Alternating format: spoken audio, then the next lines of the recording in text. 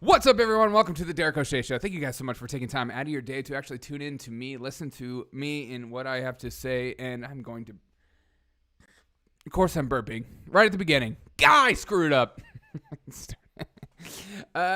This is going to be a big show. I hope you are ready for it. Just get strapped in, ready for what is about to be unloaded on you. There's a lot of news coming in. It's a Thursday afternoon, so you should expect it. But let's get right into the news. Also, thank you so much for tuning in. Please share this with your friends and family. It's the only way we'll grow as a community is through you sharing, not being afraid to share what I have to say. I hope I'm not such an outlandish program where you just feel like, I just feel like he's too divisive for me to say anything. Landlord out $24,000 in rent due to eviction moratorium. God, I've said that word like 100 times, and every time I've said it, it's come out wrong the first time. I don't think there's a joke there. I think what people aren't understanding, especially people in my generation, when they saw the eviction thing getting brought down, is that a lot of people that own property aren't mega rich. In fact, I have people in my family who are just middle class. They live a simple life, but they owned a condo and they decided, you know what, we're going to rent it out just for some passive income. Do they make a lot of money on this passive income? No. They make like $20,000 a year, extra a year, which is it's a good chunk of money for a lot. For me, that's a lot of money for me. But for them, it's good retirement security. So people aren't understanding that people that own property aren't being paid in a lot of these cases. And this... On Fox and Friends, the tenant, he says his tenant that isn't paying him is actually buying boats right now. Well, why not? You're not paying rent. It's like the most amazing thing. And what I continually think about when I see a lot of these policies being pushed is Democratic policies and things that are being pushed is I always go to Marx, and Marx always had a big thing about the middle class. The internal enemy, this is from Marx, the internal enemy of the proletarian Russian Revolution is constituted first and foremost by the lower middle class. Communism always takes out the middle class first, because then you have just a two-class system. It's easier to control people, and also people in the middle class are more independent thinking. They live on their own means. They're not reliant on the government. So always keep that in mind. Anytime you think about policies being pushed down, especially if you're younger, I have a lot of people that listen to my show. If you're younger, ask first, is this taking out the middle class? Does this help the middle class? Because a strong middle class is a strong country, and a strong country is needed to be successful and independent, but it also produces a lot of independent thinking, and they don't like that. They want a group think. Whenever you listen to language from a lot of these Democrats and a lot of these media outlets, when you hear the words we and us together, like any us, we, instead of I and you talk, you need to understand where that stems from. It's not just a feel-good moment. I know they push that, but language is very important when you're listening to how the media represents what's going on in the world. So if they say a lot like we're in this together, we don't, like yesterday, Bill de Blasio said, we don't want to take your kids away from you because they're unvaccinated. We don't. And that's why when you think things like it's not just lesbian and gay issues, it's LGBTQ plus. They want to group. They like the group things. They want you to be a part of a group. They don't want you to be independent. They don't want you to be, lesbian and gay. They don't want you to be gay and be a Trump supporter. They don't want that. You're not part of a group thing. You're an individual thinker. They want to stay away from that, which is, it makes sense when you think of it that way. But a lot of people in my generation don't understand the importance of language because we weren't taught that. I didn't learn that until college. I didn't learn that until I was taking a lot of philosophy classes and saw some of this rooted down. Biden today, according to the New York Times, is going to push and phase out gas cars to tighten pollution rules. Of course they are. Why do you think gas prices? You think this, the gas line and gas prices going up? It's all a push and a squeeze to make us all drive electric. But it's still not cheap enough to do so. The options that they look for in order to provide electricity, because someone's always said this to me. Imagine if every single American owned an electric car, and every single American plugged in their electric car at night. Do you think our power grid could handle it? No. And what do they want to do? They want to just only do solar and wind. And I don't think that has the capacity to power some of these, especially these major cities that would only use electric cars. It's very interesting. But Biden's squeezing people more out. We had an economic collapse basically last year that under a crazy amount of people were without work. And what do the Democrats do? They squeeze you more. They don't care about you. They only care about their agenda and their policies. A lot of my friends that look at that, they don't understand that. They think they're doing it because they care about the environment, they care about you and me, and they want to go for the greater good. No, they're not. They don't care about that. They want the two-class system, and any means necessary in order for them to do that, they will do that. So squeezing out people with these gas-guzzling machines, and that's you and me. I mean, I drive an old truck, and I don't have money to go out and buy a Tesla. I would love a Tesla. I think it'd be great, but also you could never go on a road trip with a Tesla. What people don't understand is, again, I'm not a scientist. I'm just an average, everyday person like maybe you, or maybe you're screaming at, you're listening to me, and you're watching, you're screaming like, I have all the facts. I know everything. Well, I'm just telling you is that what people don't consider when it comes to electric vehicles is the battery life. Those batteries don't last forever. You're going to have to make new batteries constantly. And you're going to have to dig up rare earth metals in order to do so. And you think that there's zero pollution when it comes to any of this stuff? It makes no sense. Another inside scoop. Kamala Harris had apparently a crisis dinner last night as people... they're finally feeling the wrath of that fact that no one likes you and no one likes anything about you. She wasn't liked when she was running for president. I don't understand. She was like she just wasn't liked. She wasn't celebrated. In fact, she was destroyed on stage multiple times by people like Tulsi Gabbard. Destroyed her on stage. But yet the Democrats thought, well, this is what happens when you just pick somebody based on, what they look like rather than their likability. She seems like the most fake person I've ever. She seems so narcissistic and fake. It's scary at times. Sometimes listening to her talk, and her laugh and her cues to laugh, and her constant retelling of the same jokes over and over again. It's awkward. It feels disingenuous, and it feels fake, and it feels like, and that's exactly what you got. But they're pushing, even the big tech is, if you look up GIFs and stuff like that, they make her seem like this down-to-earth person that you could just get a cup of coffee with. You could hang out with Kamala. She'll talk about anything you want, and she's down-to-earth and just a cool person. But in fact, you watch her in these interviews, and she just looks worse and worse. That's the fact why, ever since the border crisis, she hasn't seen any limelight in the media. Because she's not liked. They don't want to interview her, and... the White House people in command don't want her to be interviewed as well. But apparently there was a crisis dinner last night with a bunch of CIA, FBI people, and also people behind the scenes that support her, a lot of DNC people, about how to fix their image. God. Just don't you feel like we're living in some kind of weird communism bubble where we feel like we're in a free country, but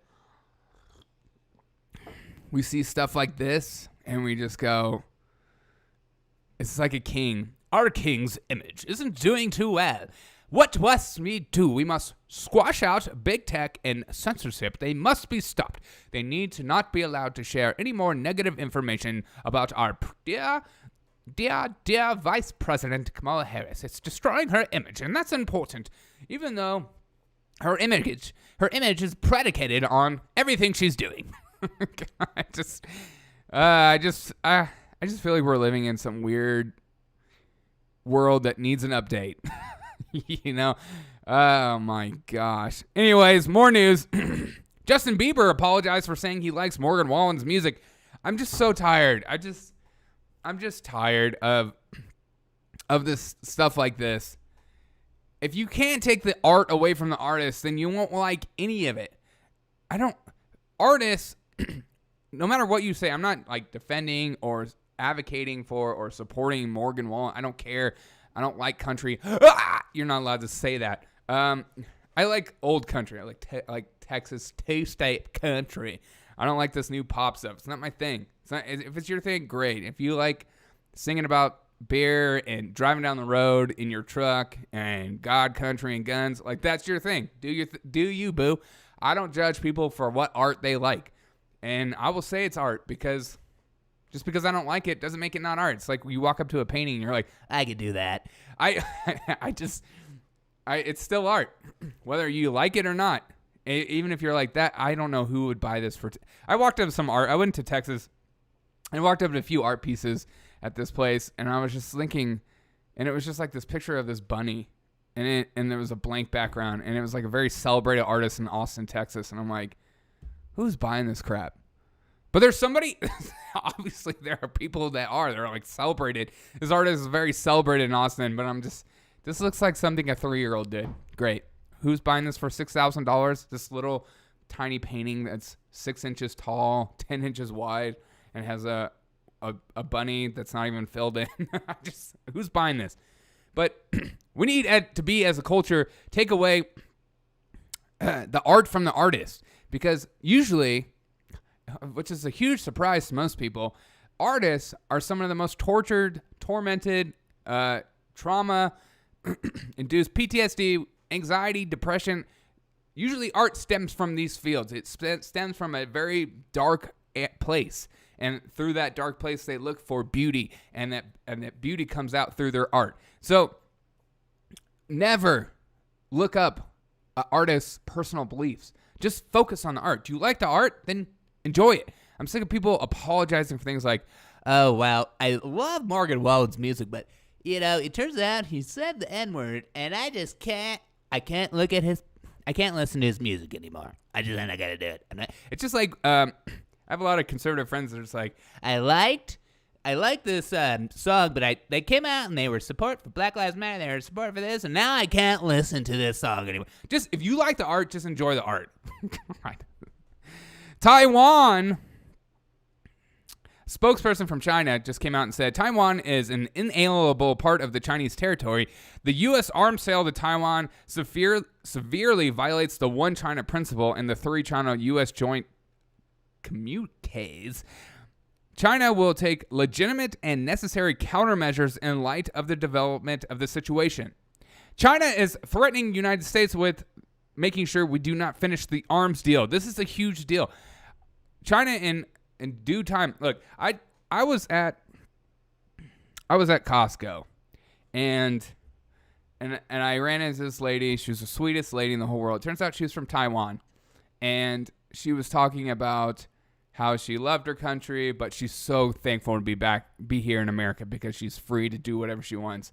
And it was just such an enlightening and enjoying conversation to hear somebody speak positively about America. I'm just so tired. I'm just getting so tired of hearing how crappy our country is and how blah blah blah. It just beats you up, and it's just like you look to the world like, okay, if our country's so dumb and terrible, what's the country doing it right? And you just don't see it. So we are it. As messy as and terrible and great and amazing as we are as a country, we are the best country in the world. And people from other countries know that. Why do you think the border is being slammed right now? Is it because we live in such a racist, terrible country that you can't get by and that you're struggling to survive? No, it's because there's opportunity here and people have our healthcare is awesome. Our schools are great comparatively. And I mean, it's such a stupid argument that we're such a terrible country. And then you see the border. It just doesn't make, and then you see other people from other countries trying to come in here that are from great countries. But anyways, this lady from Taiwan was talking about how she's nervous about people back home, about what China's going to do. She was talking about how her grandparents are actually from the mainland, and they were killed during the Mao Zedong revolution because they were landowners. Because they were landowners, they killed them. And that's communism for you. It's all good. Yeah, but China is going to be pushing, taking over Taiwan very, very soon. And something to also note, most of our semiconductors come from Taiwan. So you're going to see a big push in America to maybe start ramping that up, because if China takes over that, we're definitely screwed. And you won't get your new car. Oh no. How are we going to have electric cars everywhere? Moderna says its vaccine holds for 6 months, according to New York Times. They're already talking about booster shots before Christmas. So get ready for that. Fauci says the U.S. may sooner or later get another variant. Yes, this virus mutates. That's how it happens. This idea that we're going to squash the virus, it's not going to go anywhere. We still have the flu. We still get the cold. It's a virus. It might dwindle, but it's still going to be around. And then this story. I'm just so tired of this. They just look, they almost celebrate when people die who didn't get the COVID vaccine. It's so weird to me. A Texas GOP official, this is from Business Insider, Texas GOP official who mocked vaccines and pushed anti-max content died of COVID-19. And you think, wow, that's crazy. The GOP mocked him. I would never mock a vaccine. This vaccine's more like Maxine. Maxine Waters, get it. I got it. H. Scott Apley, a state Republican executive committee member, died on Wednesday, his family said. Shared memories of COVID, blah, blah, blah, blah. But this story is everywhere. They're almost celebrating. It's weird. But here's the thing they don't talk about, all right? And this might offend some people, and that's okay, but I think people need to know this. What are the two main factors of COVID-19 deaths that we've seen? Age and obesity. Obesity is a major factor. Now, when I pulled up a picture of my guy right here, here's a picture of him. I'm not trying to hurt him. I'm not trying to mock him. I'm not trying to... I'm not saying anything. I'm just saying he's about 150 pounds overweight. Probably. And that's probably a rough estimate. He might be more. And he's 45 years old. He's balding a little bit. He might be pre-diabetic. He might be diabetic. I don't know. You're not going to be that big and not have any kind of diabetic you're going to be pre or about to be pre, or you're going to be on a lot of drugs to stop you from being those things. If you're 45 and you're 150 pounds overweight, I just want to encourage you to talk to your doctor and maybe consider the vaccine. Or do the impossible and maybe lose the weight and eat healthy and make good decisions. Go work out. If I don't understand the media, obviously they're harping on him being a GOP conservative. It's all these daggum Trump supporters that aren't taking the vaccine, when statistically that's not true. But half the country is vaccinated, so that can't be, well, I guess it technically could be true. But the major populations of people that aren't getting vaccinated are Black and Hispanic. So, which is interesting when you see all the New York, key to New York, like you're not allowed to do all these things. So majority of Black people won't be allowed to do a lot of those things. It's like, you guys are white supremacists. You know that, right? The moves you make you look like, I know you say it's for Black Lives Matter. We want CRT in our schools. It's a good thing. We want our Black children to feel like victims and they can't do anything and the system's against them. We want them to feel that. Like, what in what world does that do good for anyone's psyche? Just telling a kid their whole life, hey, just want you to know, you're not going to succeed in this world. All right? And there's nothing you can do. It's the system. I don't know what to say. But this guy, look, I'm not a medical person, but I can understand logically. If I was that big and I was 45 years old, I would take the vaccine. I'm just being honest. I'm obviously not. Look, and I'm not one of these people who work out in the gym every day and have never been fat. I've lost 65 pounds of weight before in my life, because I got really, really, really big at one point in my life due to depression and a lot of other stuff going on in my life. But I got really big and I lost 65 pounds. It sucks. And it makes you want to never be that big again. But it has to be a lifestyle, people. If you want to consider losing weight, it has to be a lifestyle. No cheat days and just eat healthy. Make it a part of who you are. Not, I'm on a diet. Diets don't work. They never work. In fact, a lot of these diet companies want you to be in a diet. So you're stuck in the cycle of back and forth, back and forth. Hey, we're Weight Watchers program. We'll pay. Well, you can be here for a month and then come leave and then come back and then leave because we've locked you in forever now. It's a lifestyle and it needs to be a lifestyle. But this guy is morbidly obese. I'm just going to say it. And they're not talking about that whatsoever on this article. They're just talking about the fact that it says here we go, with another Republican Senate executive committee member died on Wednesday and he didn't take the vaccine. It's the same with that other stupid story of the guy that messaged his family saying, I should have took the damn vaccine. It's the same thing. The guy was also morbidly obese and in his upper 40s. I can't do this. If you're not factoring in this and his death and factoring in this for COVID, it's so, they just lie to you. They're creating a narrative and they leave out the most glaring, the first thing I thought of when I saw the story was like, I wonder how big this guy is. Because I don't trust the media. I'm not imagining some in shape 45-year-old with kids and that he just died. So I looked him up and it was like immediately, okay, duh. But they don't tell you the obvious truth. They want to create this narrative and create these little truths. Venezuela announces its digital currency to enter circulation in October.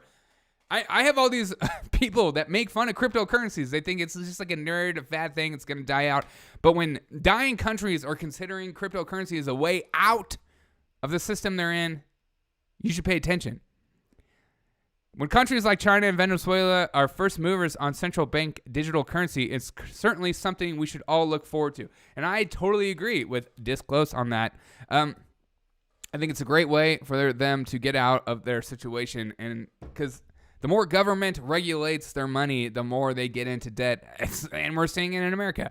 The more they are allowed to make up all these stupid new deals and just throw in their special interest groups and, pay for their friends and family and do a wink and nod to their favorite thing. Like you saw, like the COVID relief as things that were being relieved were like, why is this above actually helping the average everyday American who lost their job?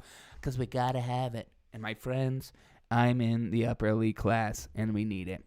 Bill Gates went on CNN and said this.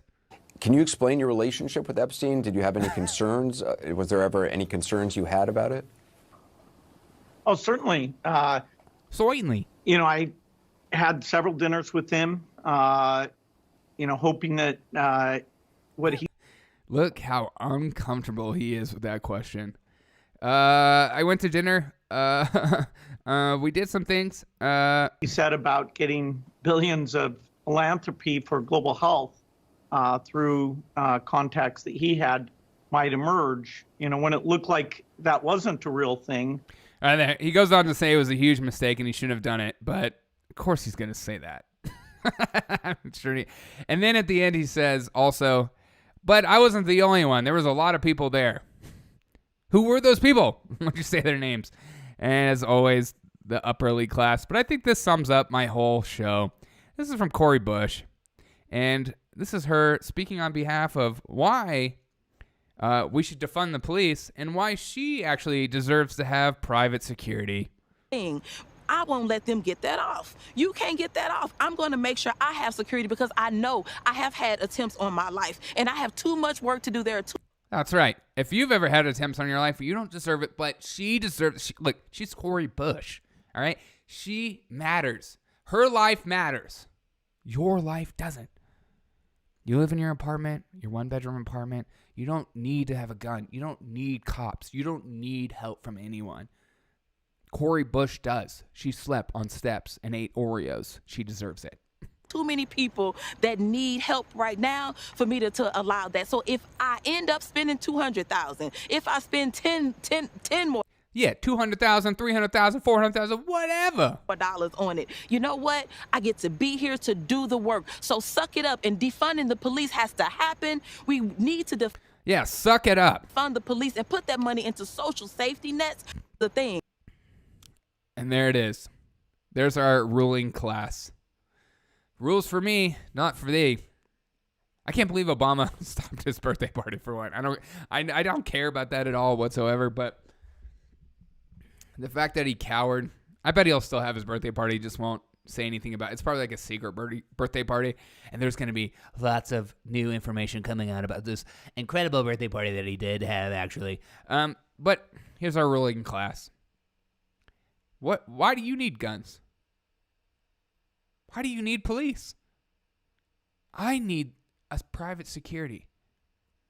We're stepping more and more toward, and people just accept this. Nobody on the liberal side is calling this out, saying this is insane. You're wasting people's money. And it's incredibly ironic, the things that you're saying right now. So you're saying that people in Chicago don't deserve to be able to defend themselves, but you actually deserve to be able to buy private security in order to live the lavish lifestyle you live, where you can just live on the steps of the Capitol and eat Oreos in your mini insurrection that you guys had.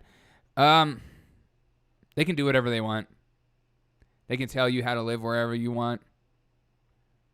I don't know what's going on in our country. I mean, I do, but I'm worried about what's going to happen in the future. And as we're pushing more lockdowns coming down, you're going to see that. If the country continues to be half of us aren't vaccinated, and again, I will never say if I'm vaccinated or not, because I don't care. God, it's such a political, anytime medicine becomes political, I'm like, if I'm taking it, I don't care. I'm not going to tell you. It's so dumb. Why? I'm not trying to make a stand. This is for me. But here's our ruling class, and here's where our world is heading. We're having, hey, I'm allowed to have lavish lifestyles. I'm allowed to be this way. Jennifer Aniston is allowed to cut out her friends that aren't being vaccinated.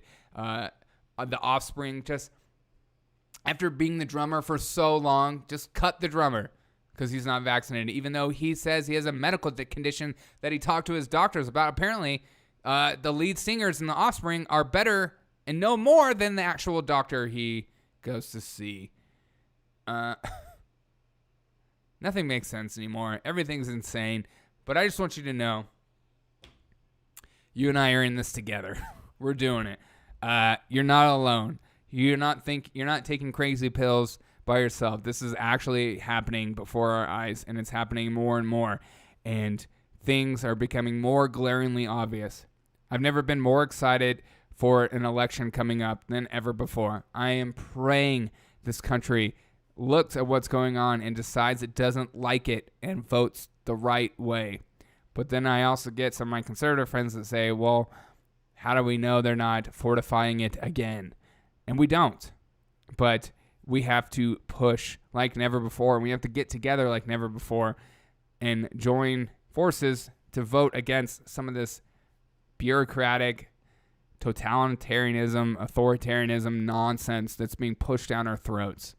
We will not survive as a country if we go and march towards communism. We won't. It will be bloody and it will be horrifying if we continue to march down that way, because there isn't ever in the history of man where a communist takeover has been completely safe and completely fine. It's always been bloody. And what happens first is they take out the middle class, they squeeze them and get rid of them. And then the lower class and upper class fight the middle class and destroy them. And then you're seeing it. You're seeing it. Who's the bad people in the world? It's the people that are in the middle class. Those are the people. Some weird reason, no one looks to the upper class for what they do. They just look at the middle class and say, well, why don't I have what they have? Hope you guys have a fantastic day. I appreciate you guys so much for for tuning into the Derek O'Shea Show. I didn't do a show yesterday because I was looking at the news and I didn't see anything. I'm just going to be honest with you. If some days I don't see any news worth talking about, or I feel like it's affecting you in any capacity, or is relevant, or I haven't already said, like, the only thing that was talked about is Cuomo. I've already talked about Cuomo. I don't think anything's going to happen. What Democrat gets in trouble for things? I don't see any. He might get elected out, and he might, but his story will go down in infamy, as always. And he'll probably get a huge monument towards him about what he did for COVID and how he killed all those grandmas. But, he's Italian. He can kiss whoever he wants. I hope you guys have a fantastic day. As always, I'll see you on the next episode of the Derek O'Shea Show. Appreciate you guys. Please share this with your friends and family. Let them know about the show. Let them know about what's going on in the world. I hope you guys have a great day. And I love you. I do. Not like Andrew Cuomo. And I came out yesterday as a DeSantis sexual. And I'm being honest. It was on my Instagram and it was on my TikTok. And there was many people like you, and then we celebrated together.